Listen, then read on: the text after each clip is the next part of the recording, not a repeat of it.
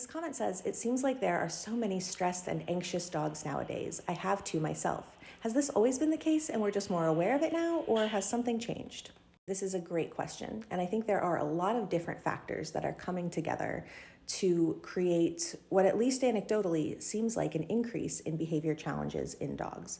I'm not sure that anyone is keeping track or studying this, but definitely the perception in dog circles, dog training and behavior, vet med, shelter and rescue, from what I have overheard or the conversations I have been a part of, is definitely that this increase is there. I think, to the commenter's point, part of it could be that we are more aware. We are certainly seeing dogs as family members more and more, and we are learning more about them. We're studying more about them. There are infinitely more studies on dogs these days than there was 10 years ago. I saw a presentation that actually showed a graph of the change, and it was wild. There were like more studies on dog behavior in like the last, I think, 5 years than in the earlier 25 combined. Don't quote me on that. I can't remember exactly what they said in the presentation, but it was a huge uptick. I think part of it too is that we have higher expectations for our dogs. We spend more time with them. We have them in the house more often. And as we make them a part of our family, we often expect them to conform to some standards that might not be realistic or fair. Like, it used to be common sense to leave a dog alone when they were eating or when they were sleeping. And now we might expect dogs to be really tolerant of children running up to them and engaging with them in inappropriate ways while they're asleep, or we might be sticking our hands in their food bowl. We humans have also changed how we're living. We see increasing, as time goes on, urbanization, and we're asking dogs to engage in ways that are not normal for their species, to walk on short leashes in straight lines in tight and noisy spaces, and a lot of dogs can't handle that. We also see in these environments there's less opportunity for species-typical behaviors, like running off leash, digging, or even sniffing.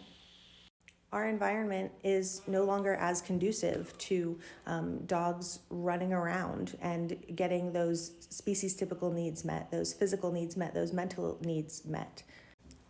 It wouldn't have been uncommon a few decades ago to just open your door and let your dog run, and then your dog comes back when your kids come back in. And that is still the case in some areas, but it's becoming increasingly less common. It's possible that we're seeing more dogs from puppy mills and backyard breeders rather than the family dog just getting pregnant and having a litter.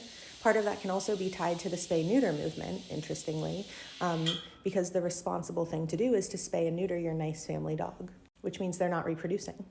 It's also become more normalized to seek help, and so we may be hearing about behavior problems more often.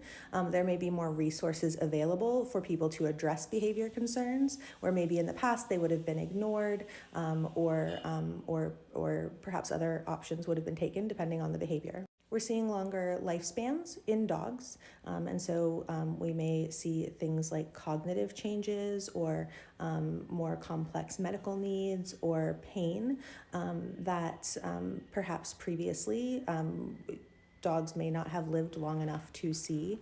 Likewise, we may be treating medical conditions that previously would not have been conducive for continued life, and now living with those conditions can certainly impact behavior.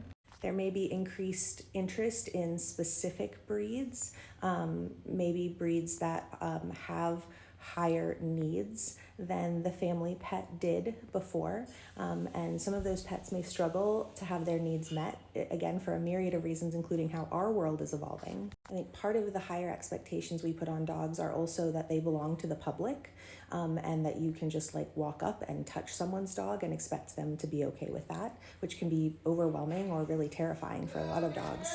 Also, like in the vein of where dogs are coming from, I think it may be more common now to, for example, a lot of folks will rescues will rescue dogs from other countries where perhaps they didn't need rescuing. It may be more of a kidnapping, and those dogs were living with a lot of agency and ability to engage in species-typical behaviors regularly, and then they're thrust into an environment where they have a lot less agency and a lot less ability to engage in species-typical behaviors.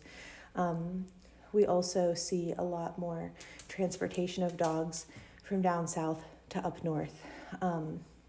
And a lot of times those dogs have been socialized in one type of environment and then are being asked to live in a very different one. And that can be very challenging as well. So I don't think there's any one answer, but I think there are a lot of different factors.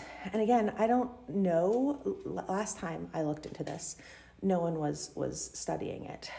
There certainly has been a lot of conversation I've heard around it.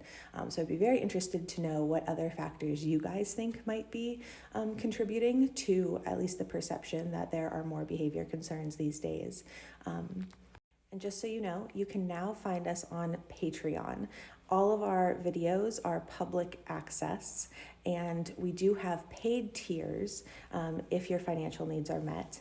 Those monthly contributions will all go to the Best Life Accessibility Fund, which is a mutual aid fund that helps our community access things like behavior support, vet care, management and enrichment items, continuing education, surgeries, and more.